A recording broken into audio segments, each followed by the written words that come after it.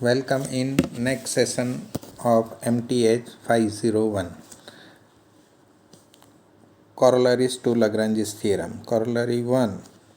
If G is a finite group and A belongs to G, then order of A is a divisor of order of G.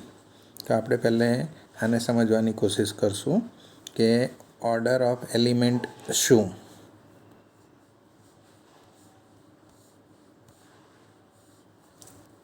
The order of an element A in G is defined to be the smallest positive integer m satisfying a raised to m is equal to e. એટલે m smallest positive integer possible હોય અને તે એના ઇન્ડેક્સમાં હોય તો તે ગ્રુપનો identity element આવે તે સ્મોલેસ્ટ પોઝિટિવ ઇન્ટીજરને તે એલિમેન્ટનો ઓર્ડર તરીકે ઓળખીએ છીએ. મેં તમને શરૂઆતમાં જ કહેલું કે આપણો જૂનો જે કોન્સેપ્ટ છે ગ્રુપનો તેમાંની બધી જ વસ્તુ તમને ખબર હશે તો તમને વધારે સરળતા રહેશે. હવે આપણે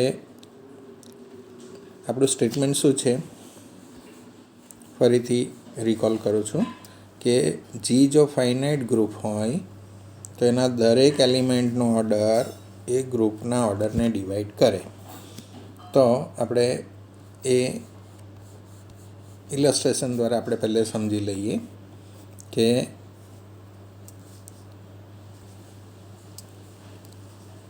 આપણું most trivial group under multiplication 1 -1 i અને -i છે.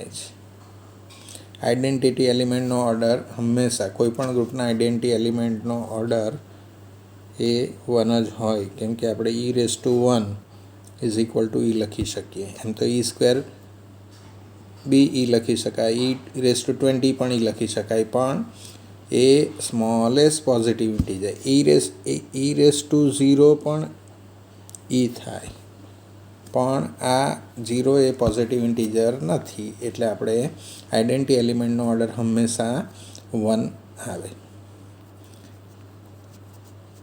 હવે -1નો ઓર્ડર 2 છે, કેમ કે -1નો કયો પાવર આપણને આપણા ગ્રુપનો આઇડેન્ટિટી એલિમેન્ટ લાવે તો 2. એમ તો -1/4 પણ 1 આપે, -1/40 પણ 1 આપે આઇડેન્ટિટી એલિમેન્ટ, પણ આ જે છે તેમાં સ્મોલેસ્ટ કયો પોઝિટિવ ઇન્ટીજર છે તો 2 છે, એટલે order of -1 is 2. Here order of -1 in this group is 2. અને તે તમે જોઈ શકશો કે ગ્રુપનો ઓર્ડર કેટલો છે, ગ્રુપના મેમ્બર્સની સંખ્યા કેટલી છે, 4 છે, તો એ ગ્રુપના ઓર્ડરને ડિવાઈડ કરે. તેવી રીતે દરેક એલિમેન્ટનો ઓર્ડર, તો બીજા કયા એલિમેન્ટ્સ છે આપણી પાસે, આઈ, તો આઈનો ઓર્ડર શું છે 4 છે, કેમ કે આપણે i⁻4 બરાબર આપણા ગ્રુપનો આઇડેન્ટિટી એલિમેન્ટ, એટલે order of I is 4 and we know that order of A and its inverse are same, એટલે આઈનો ઇન્વર્સ -i છે, કેમ કે i અને -iનો ગુણાકાર એ 1 થાય છે, એટલે આઈનો અને -iનો ઓર્ડર સરખો થાય છે ને એ 4 છે. તો આ 4 છે આઈનો ઓર્ડર ઓફ i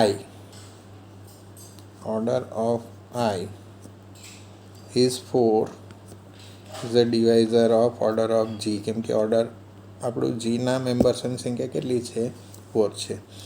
એટલે આપણે આ ઇલસ્ટ્રેશન તમને આપ્યું કે ફાઇનાઇટ ગ્રુપના દરેક એલિમેન્ટનો ઓર્ડર એ ગ્રુપના ઓર્ડરને ડિવાઈડ કરે છે. બીજું આપણું હવે મોસ્ટ ફેમિલિયર S3 ગ્રુપ છે, એમાં 6 મેમ્બર્સ છે આઈ સિગ્મા 1 સિગ્મા 2 T1 T2 અને T3. મેં તમને અગાઉ કહી ચૂક્યો છું કે દરેક એલિમેન્ટનો ઓર્ડર શોધજો. તો સિગ્મા 1નો ઓર્ડર ઓફ સિગ્મા 1 3 છે, કેમ કે સિગ્મા 1નો 3 પાવર એ આપણા ગ્રુપનો આઈડેન્ટિટી એલિમેન્ટ આવે. તેવી રીતે સિગ્મા 2નો પણ ઓર્ડર એ 3 છે. T1 T2 T3 ત્રણેયનો ઓર્ડર 2 છે. એટલે આ સિગ્મા 1 કે સિગ્મા 2નો ઓર્ડર એ ગ્રુપનો ઓર્ડર એટલે S3નો ઓર્ડર કયો છે 6 છે. તો સિગ્મા 1 કે સિગ્મા 2નો ઓર્ડર એ ગ્રુપના ઓર્ડરને ડિવાઈડ કરે. તેવી રીતે આ T1 T2 order of ટીઆઈમાં T1 T2 T3 બધા આવી જશે, કેમ કે દરેક ટ્રાન્સપોઝિશન ટીઆઈ એ પોતે પોતાનો ઇન્વર્સ છે.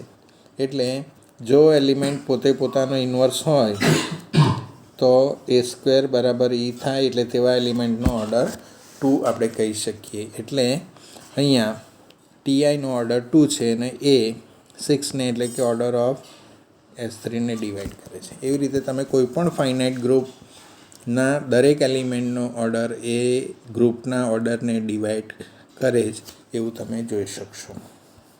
હવે આપણે આ રિઝલ્ટ સમજવાની કોશિશ કરીએ. Let G be a finite group and A belongs to G. Assume that order of A is M, means M is the smallest positive integer satisfying A raised to M is equal to E. મતલબ શું? આ એમથી નાનો કોઈ પણ કે હોય તો તે જો એના ઇન્ડેક્સ તરીકે હોય તો કોઈ પણ દિવસ E ના થાય. તો જ આપણે કહી શકીએ કે M is the smallest positive integer satisfying this. એટલે દરેક એલિમેન્ટના એક્સપોનન્ટમાં તેનો ઓર્ડર હોય તો એનો આન્સર તે ગ્રુપનો આઈડેન્ટિટી એલિમેન્ટ આવે. એટલે એનો ઓર્ડર આપણે એઝ્યુમ કર્યો છે. એટલે M સ્મોલેસ્ટ પોઝિટિવ ઇન્ટીજર છે કે જેથી A raised to M બરાબર E છે. આપણે સાબિત શું કરવાનું છે કે order of A is a divisor of order of G, એવું આપણે સાબિત કરવાનું છે. એટલે આપણે એક સેટ કન્સિડર કરી છે. Latest consider a subset H of G as H having the members of kind A raised to K, where K is any integer. હવે આવું જો કોઈક હોય સેટ, તેને આપણે શું કહીએ છીએ? એક જ એલિમેન્ટના ઇન્ટિગ્રલ પાવરવાળું આ સબગ્રુપ છે. એટલે આ H એ શું થવાનું? Ultimately cyclic subgroup. આ સાયક્લિક સબગ્રુપ થશે જનરેટેડ બાય A. એટલે આ આપણે કન્સિડર કરેલો જે સેટ છે, અહીંયા જે આ H આપણે કન્સિડર કર્યો એ અલ્ટિમેટલી શું થવાનું? A cyclic group generated by A થવાનું. બરાબર. આપણે અગાઉ લાગ્રાન્જિસ થિયરમ શું સાબિત કરી ગયા છે કે ફાઇનાઇટ ગ્રુપના દરેક સબગ્રુપનો ઓર્ડર એ ગ્રુપના ઓર્ડરને ડિવાઈડ કરે. એટલે આ સાયક્લિક સબગ્રુપ આ જીનું થયું તો તેનો ઓર્ડર એ ગ્રુપના ઓર્ડરને ડિવાઈડ કરે. એટલે બીજા નંબરમાં આપણે આ વસ્તુ મેન્શન કરી છે. હવે આ જીના મેમ્બર્સ એચના મેમ્બર્સ કેવા છે? એના ઇન્ટિગ્રલ પાવરવાળા છે.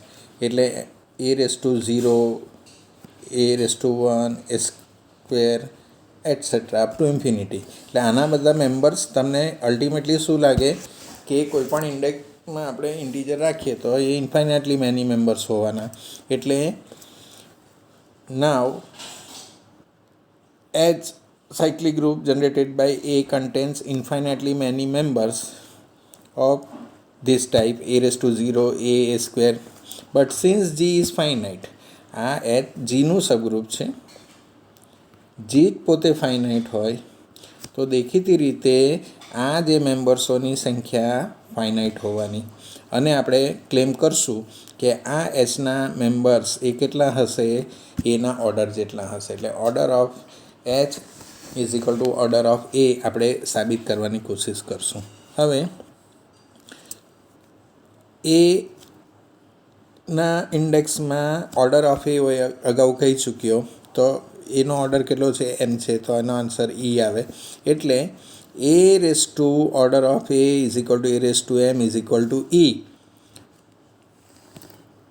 This subgroup H would contain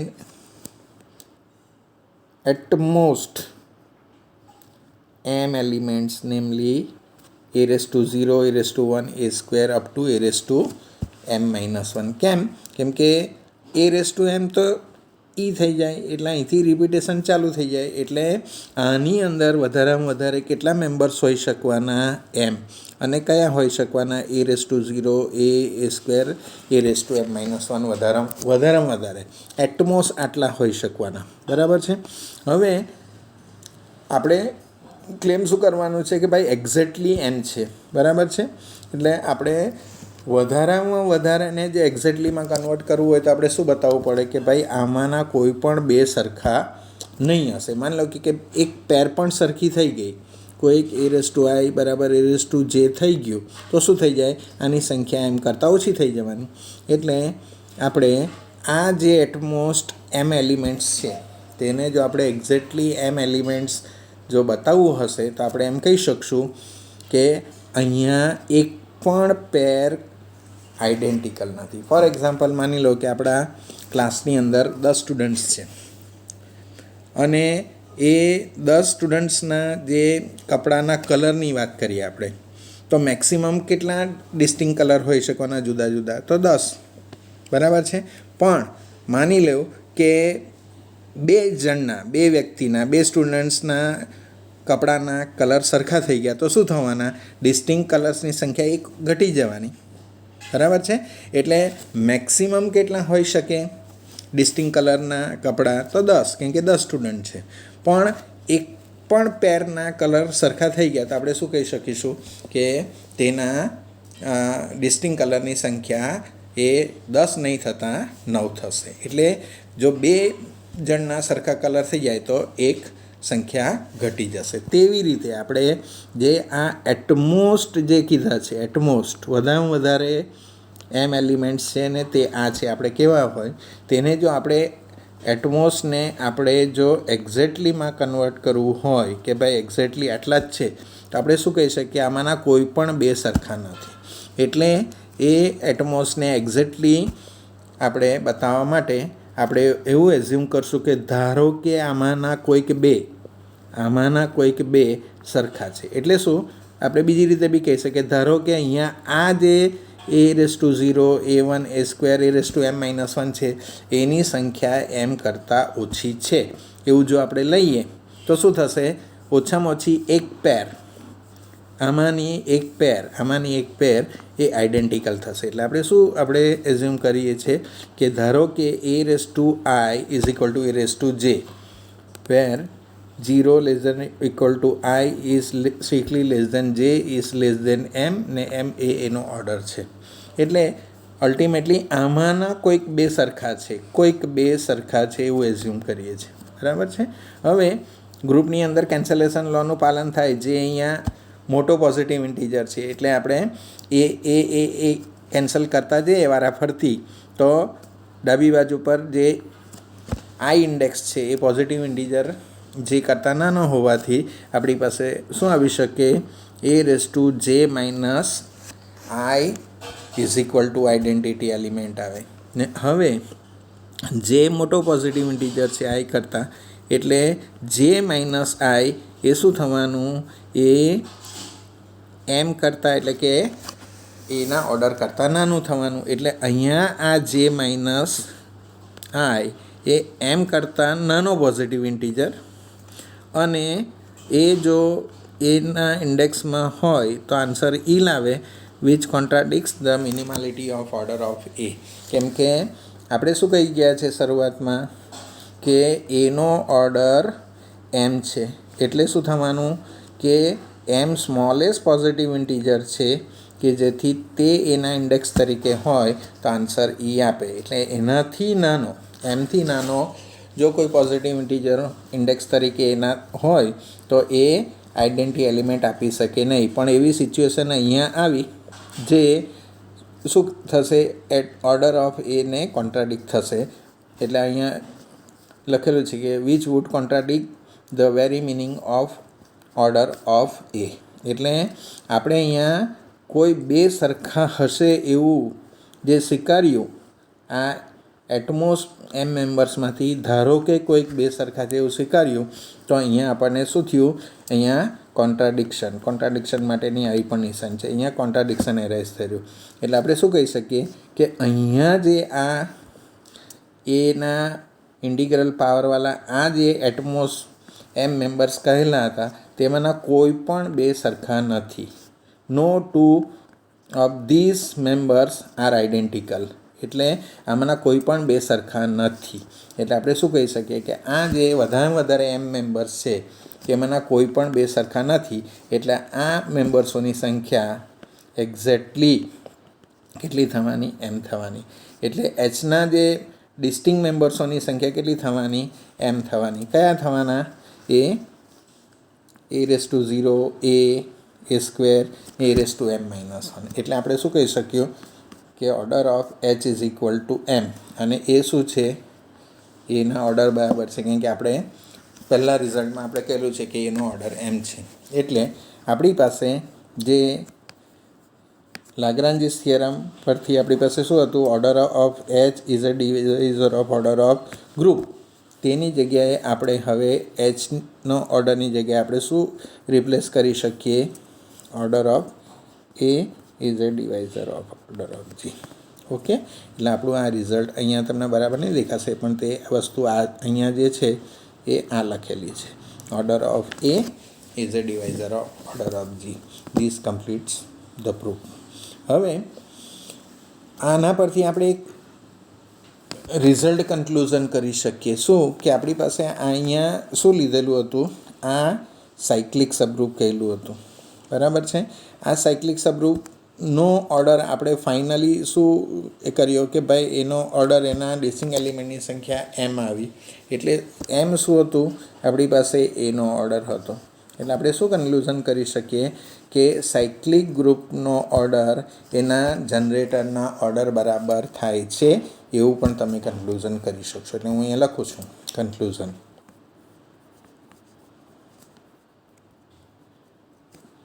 The order of a cyclic group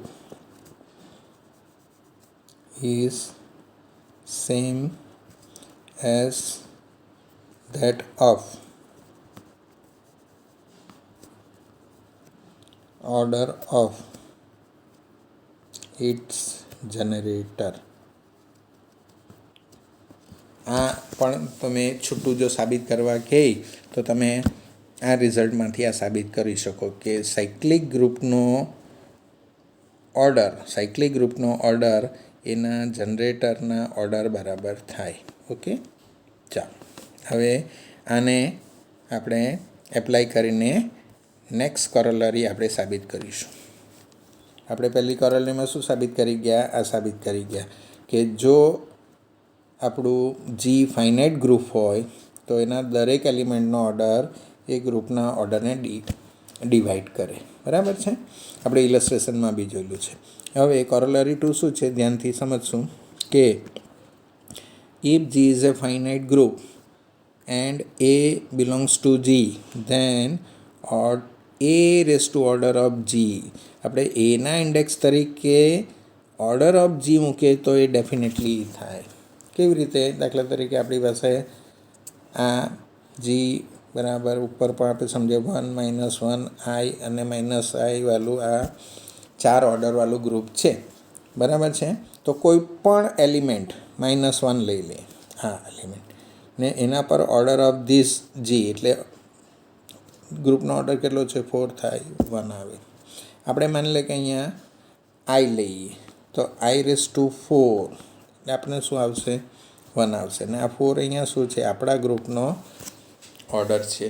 એટલે જી ફાઇનાઇટ ગ્રુપ હોય તો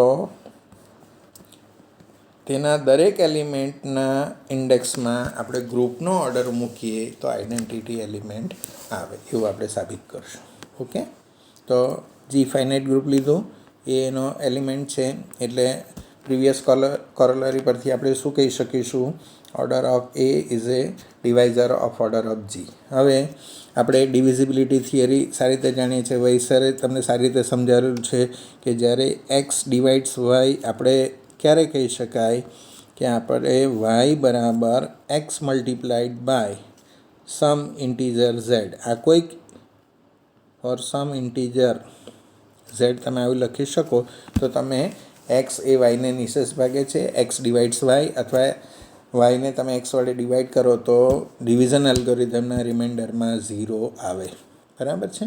એટલે આ આપણે સારી રીતે કોન્સેપ્ટ જાણીએ છીએ ડિવિઝિબિલિટીવાળો. એટલે અહીંયા order of a is a divisor order of G હોય તો આપણે order of G is equal to order of a multiplied by some integer. પણ order of G positive integer છે, ઓર્ડર ઓફ એ પણ પોઝિટિવ ઇન્ટીજર છે, એટલે અહીંયા તમે વિશેષણ તરીકે એડજેક્ટિવ તરીકે પોઝિટિવ ઇન્ટીજર લખી શકો. એટલે આપણે આનું implication order of G is equal to order of a multiplied by some positive integer લખ્યું. હવે આપણે સાબિત શું કરવાનું છે? એના ઇન્ડેક્સમાં આપણે ઓર્ડર ઓફ જી રાખવાનો છે અને આન્સરમાં ઈ લાવવાનો છે. એટલે આપણે અહીંયા a raise to order of G લઈએ છીએ. ઓર્ડર ઓફ જી હમણાં આપણે શું રિઝલ્ટ આપણે ડિવિઝિબિલિટીનું ઇક્વાલિટી રિલેશનમાં આપણે એક્સપ્રેશન જોયું છે કે order of a multiplied by K. હવે ગ્રુપની અંદર ઇન્ડાઇસિસના રૂલ એ સાચા છે, આપણે ગયા વર્ષે બહુ સારી રીતે સમજી ગયા છે.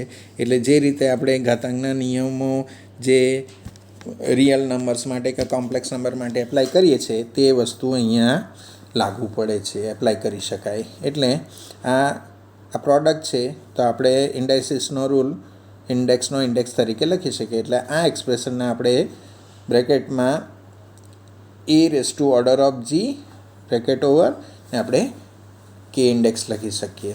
હવે આપણે ઓર્ડરની ડેફિનેશન જાણીએ છીએ કે જે પણ એલિમેન્ટના ઇન્ડેક્સમાં તેનો ઓર્ડર હોય, દાખલા તરીકે આઈનો ઓર્ડર 4 છે, બરાબર છે, તો આઈ રેસ ટુ 4 એટલે i raise to order of I is equal two શું થાય? તે ગ્રુપનો આઈડેન્ટિટી એલિમેન્ટ આવે. આ પર્ટિક્યુલર છે, આ જનરલ છે.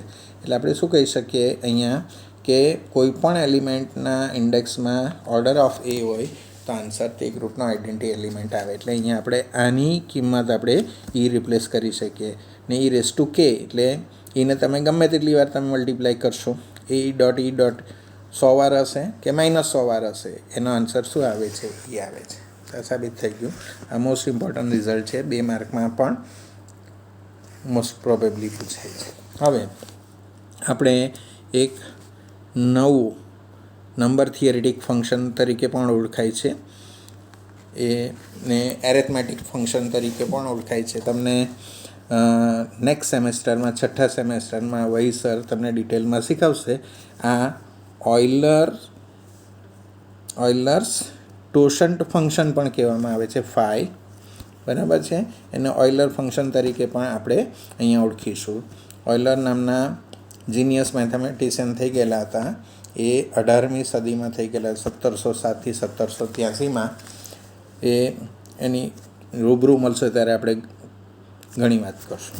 તો આ ઓઇલરે ડિફાઇન કરેલું ફંક્શન એટલે Euler's function phi is defined to be defined for every positive integer s. દરેક પોઝિટિવ ઇન્ટીજર પર આપણે ફાઈ લાગુ પાડીએ તો એ પોઝિટિવ ઇન્ટીજર જ આવશે. એટલે આ ફાઈ એનથી એન પરનું ફંક્શન છે. તો કેવી રીતે ડિફાઇન થાય છે?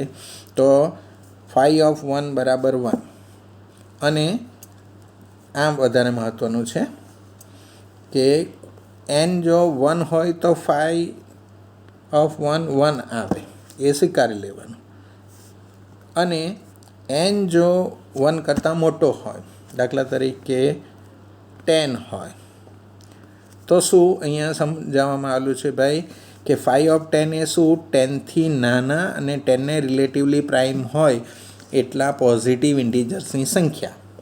The number phi of 10 indicates the number of positive integers less than 10 and relatively prime to 10. એટલે આ જનરલ 5n n જો ગ્રેટર દેન 1 હોય તો કેવી રીતે વ્યાખ્યાયિત કરવામાં આવે છે, કેવી રીતે ડિફાઇન કરવામાં આવે કે 5n is the number of positive integers less than n and relatively prime to n. Relatively prime to n એટલે શું કે x અને y નો GCD 1 હોય તો x is relatively prime two y કહેવાય, y is relatively prime two x કહેવાય, અથવા x and આ રિલેટિવલી પ્રાઇમ ઇન્ટીજર્સ કહેવાય.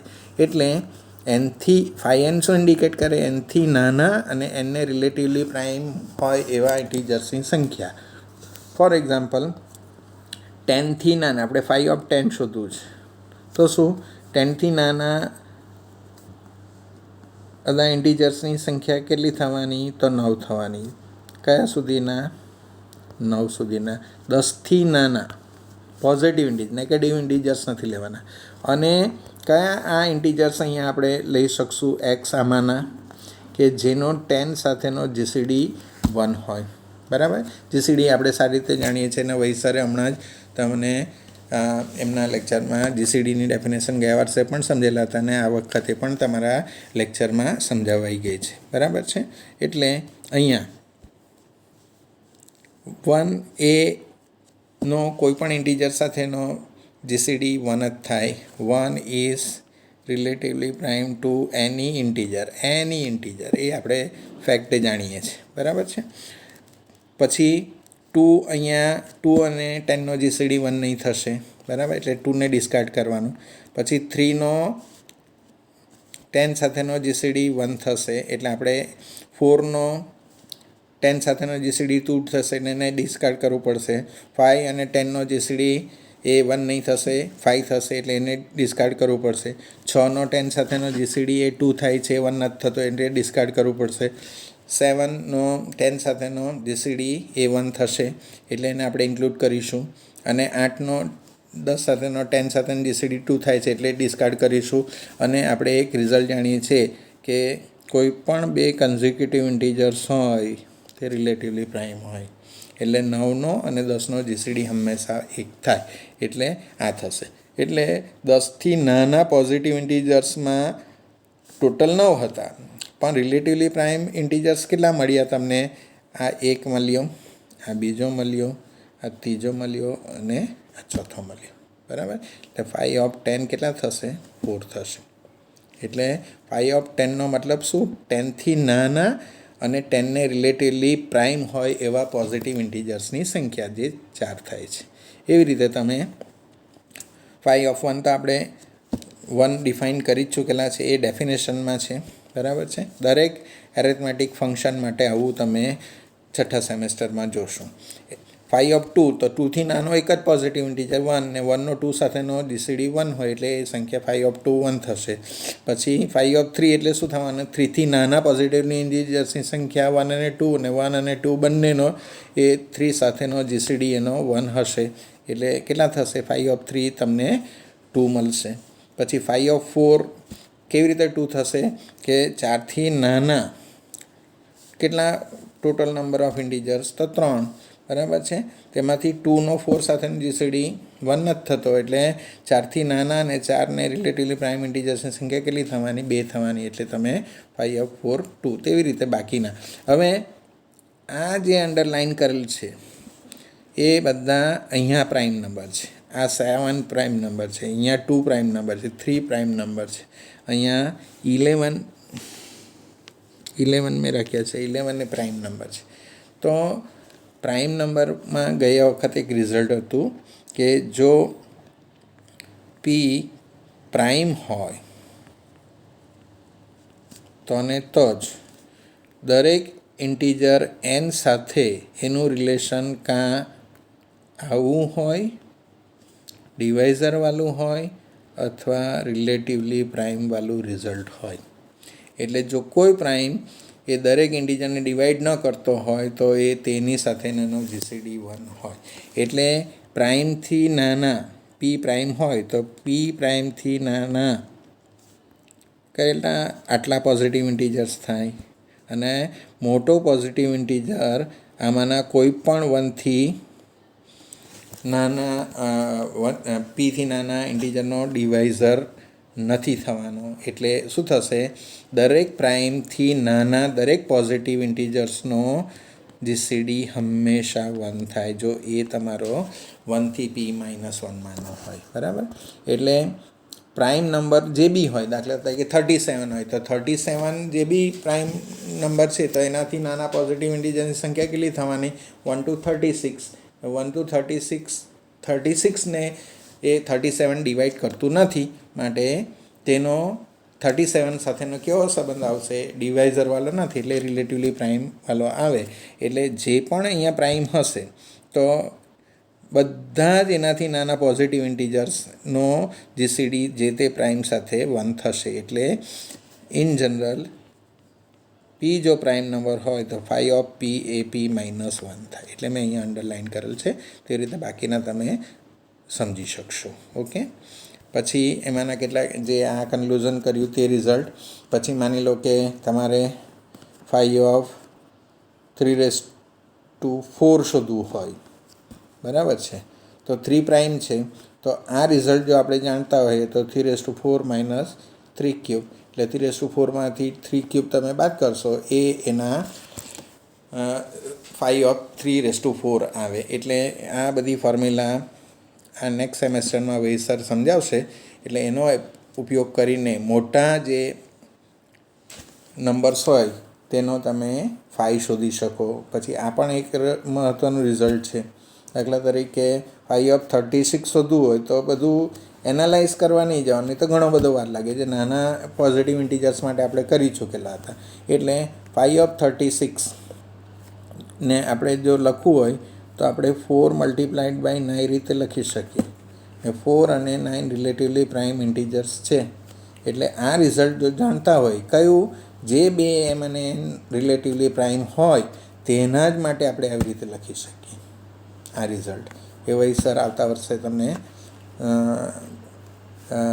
સાબિત કરશે, પણ એ ફોર્ચ્યુનેટલી એની સાબિતી લેન્ધી હોવાથી એ રિઝલ્ટ પણ ત્યાં સ્વીકારવાનું આવશે. એટલે આ રિઝલ્ટ પરથી આપણે 5/4 અને 5/9 5/4 આપણે હમણાં જ બે સ્વીકારી ગયા, અને 5/9 5/9 કદાચ 4 થશે. આપણે કદાચ જોયું નથી, પણ 5/9 એ 6 છે. એટલે 1 2 4 5 હા 5/3² ને આપણે 3² - 3 તરીકે આ રિઝલ્ટનો ઉપયોગ કરીને શોધી શકીએ. 9 - 3 એટલે 6. એટલે અહીંયા તમે 5/9 6 લેશો એટલે આ 12 આવશે. એટલે આવી જો ફોર્મ્યુલા તમે જાણતા હોય તો મોટા પોઝિટિવ ઇન્ટીજર, દાખલા તરીકે 5/1000 પણ તમારે શોધવું હોય તો તમે શોધી શકો. તો તેના માટેનું રિઝલ્ટ છે કે કોઈ પણ તમારે એનને પ્રાઇમ પાવર ફેક્ટરાઇઝેશન તરીકે તમારે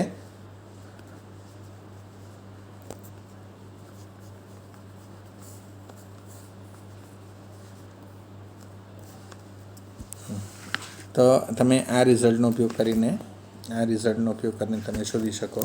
શોધવું હોય તો આપણે એવું શોધવાનું ઓછું આવે, પણ શોધવું હોય તો આપણે અહીંયા મેન્શન કરેલી ફોર્મ્યુલામાંથી તમે શોધી શકશો. ઓકે. હવે આપણે અને નેક્સ્ટ જે કોરોલરી 3 છે એને ખાલી સ્ટેટમેન્ટ સમજીએ છીએ, અને બાકીનું પછી આપણે નેક્સ્ટ લેક્ચરની અંદર આપણે એને સાબિત કરશું. એન કોઈ પણ પોઝિટિવ ઇન્ટીજર હોય અને એ એનને રિલેટિવલી પ્રાઇમ ઇન્ટીજર હોય તો a⁵n ઇઝ કોંગ્રન્ટ ટુ 1 મોડ્યુલો n થાય, એવું આપણે સાબિત કરીશું. ફોર એક્ઝામ્પલ, આવતા વર્ષે નેક્સ્ટ સેમેસ્ટરમાં આની બીજી સાબિત હશે. આપણે અહીંયા ગ્રુપ થિયરીની સાબિતીનો ઉપયોગ કરીને સાબિત કરવાના છે. દાખલા તરીકે n તરીકે 4 હોય અને એ તરીકે આપણી પાસે 3 હોય. બરાબર છે. તો 3 અને 4 રિલેટિવલી પ્રાઇમ ઇન્ટીજર્સ છે. એટલે આપણે 3⁵4 ઇઝ કોંગ્રન્ટ ટુ 1 મોડ્યુલો 4 કહી શકો, કેમ કે અહીંયા n4 છે, આપણો એ છે 3 છે, 3 અને 4 રિલેટિવલી પ્રાઇમ ઇન્ટીજર્સ હોય તો આપણે આવું કહી શકીએ. એટલે 5 of 4 2 છે, એટલે 3 સ્ક્વેર ઇઝ ઇક્વલ ટુ 9, ને 9 ને તમે 4 વડે ડિવાઈડ કરો તો 1 રિમાઇન્ડર આવે, એટલે 3 સ્ક્વેર ઇઝ કોંગ્રુઅન્ટ ટુ 1 મોડ્યુલો 4 તમે કહી શકો. એવો મોટા બી ઇન્ટીજર્સ માટે તમે આ કોંગ્રન્સ સોલ્વ કરવાના આવશે નેક્સ્ટ સેમેસ્ટરમાં, તો એનો ઉપયોગ કરીને તમે શોધી શકશો. Thank you.